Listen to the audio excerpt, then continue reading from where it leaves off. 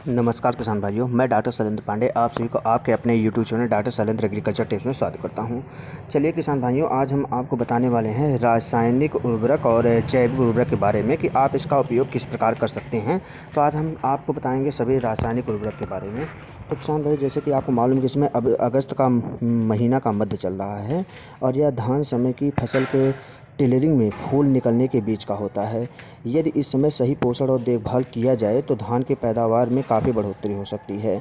तो चलिए किसान भाइयों, आज हम सबसे पहले आपको जो है रासायनिक उर्वरक में नाइट्रोजन, फास्फोरस और पोटाश का संतुलन के बारे में बताते हैं। तो चलिए देखते हैं इसमें क्या होता है।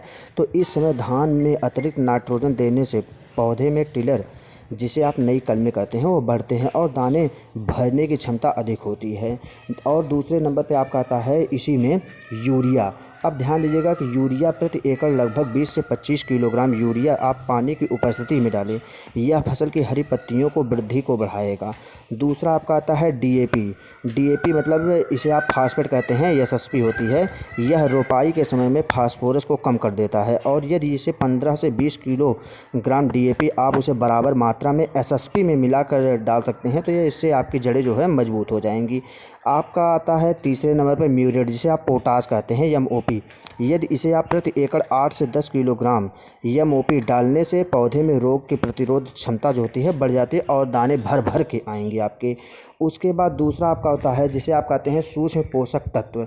अब ध्यान दीजिएगा किसान भाइयों, धान में सूक्ष्म पोषक तत्वों की कमी पैदावार घटा सकती है, जिसके लिए आपको डालने की आवश्यकता होता है जिंक सल्फेट। अगर आपने सूक्ष्म पोषक तत्वों की कमी को अगर दूर करना हो, उसमें आप जिंक सल्फेट को आप मिला सकते हैं। जैसे कि जिंक सल्फेट प्रति एकड़ 5 से 6 किलोग्राम जिंक सल्फेट आप 10 किलोग्राम चूना के साथ मिलाकर यदि आप डालते हैं, यदि उसका आप घोल भी बना सकते हैं 5 ग्राम लीटर पानी में, और उसका अगर आप छिड़काव करते हैं तो आपके सूक्ष्म पोषक तत्वों की कमी जो होती है दूर हो जाएगी और आपके दाने जो हैं भर भर के आएंगे।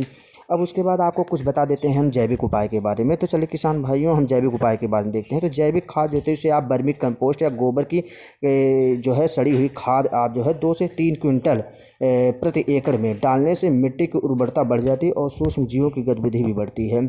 चलिए अगर हम बात करते हैं पानी और उसके खरपतवार प्रबंधन के, तो ध्यान दीजिएगा, पानी आप हर समय अपने धान के खेतों में 3 से 5 सेंटीमीटर की ऊंचाई तक हमेशा रखें, लेकिन फूल आने से पहले खेत को 1-2 दिन के लिए सुखा सकते हैं ताकि जड़ें आपकी मजबूत हो जाए।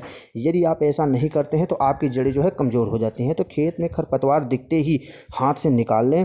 और अगर आपको सोडियम मिले, जिसे आप बिसपायरी बैग कहते हैं, बिसपायरी बैग इसका नाम होता है, बिसपायरी बैग सोडियम, यदि आप इसे जो है खरपतवार नाशी के लिए अगर आप प्रयोग करते हैं तो इससे आपका खरपतवार एकदम से नष्ट हो जाएगा। तो चलिए किसान भाइयों, हम कुछ बता देते हैं आपको रोग के बारे में और उसके नियंत्रण के बारे में।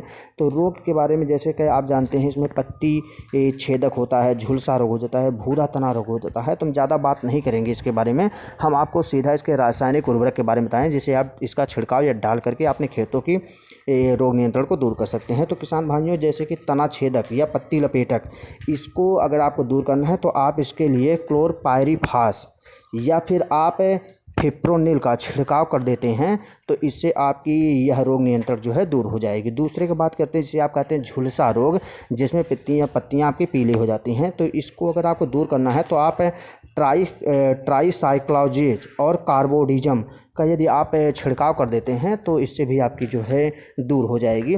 तीसरा आपका आता है भूरा तना रोग। यदि आपको भूरा तना रोग दूर करना है तो इसके लिए आप पोटाश और जिंक आप काफ़ी हद तक उसमें डाल दें, जिससे आपकी इसी रोकथाम जो है जल्द ही दूर हो जाती है। तो किसान भाइयों, इस प्रकार के अगर आपको वीडियो लगातार लेना है तो हमारे इस चैनल पर अगर आप पहली बार आए हुए हैं तो इस चैनल को सब्सक्राइब करें और लाइक करें और दूसरे किसान भाइयों के पास जो है भेजें, जिससे उनकी जो है समस्याएं दूर